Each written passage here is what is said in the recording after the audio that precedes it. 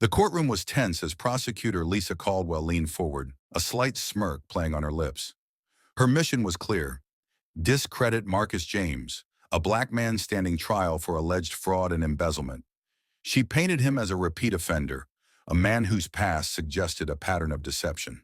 "Mr. James," Caldwell began, her tone sharp, "your record shows a troubling history with the law. How can this court trust your testimony today when you have been implicated in similar offenses before?" The jury's eyes flickered toward Marcus, their silent judgment lingering in the air. For many, past accusations are often as damning as convictions. Caldwell's strategy was to use this assumption to poison the well. Marcus sat still, the weight of the moment pressing down on him, but beneath his calm exterior was a preparation months in the making. Raising his hand, he asked the judge for permission to speak. When granted, he stood steadily. "Your Honor, with all due respect to the prosecution's assertions, I would like to present evidence that directly contradicts these claims." From a leather briefcase, Marcus carefully pulled out a thick file labeled Court Records, case number 2017-4532. He turned to the jury and judge. "These records," he said, "prove that the charges referenced by the prosecutor were dismissed with prejudice, meaning the court found no grounds to proceed. More importantly, the records show that I was not convicted of any wrongdoing." Opening the file, Marcus pointed to the official court docket and the judge's written dismissal.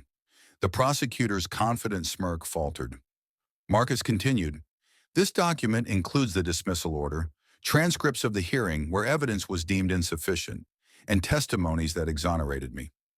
Judge Helen Morales leaned forward, clearly interested. "Mr. James, you may proceed." With calm precision, Marcus walked the courtroom through the sequence of events that led to the charges, highlighting how key evidence had been misinterpreted and how his rights had been upheld by the previous court. He also brought up witness statements from that prior case, which detailed his cooperation and honesty, starkly contrasting with the prosecution's portrayal. Prosecutor Caldwell attempted to interrupt. "Objection, Your Honor. Irrelevant to the case at hand." Judge Morales cut her off. "Overruled. The court finds this evidence pertinent to the credibility of the defendant." As Marcus closed his presentation, a hush settled over the room. The jurors exchanged glances, reconsidering their impressions. Later, during cross-examination, Caldwell struggled to undermine Marcus's credibility in light of the clear records. Outside the courtroom, media outlets buzzed with the story. A man's innocence in a prior case had become the turning point of his current trial. Marcus reflected on the experience. Justice requires the full truth. Sometimes that means revisiting the past to clear the record and move forward fairly. The trial concluded with Marcus's name cleared, the charges dropped due to lack of evidence.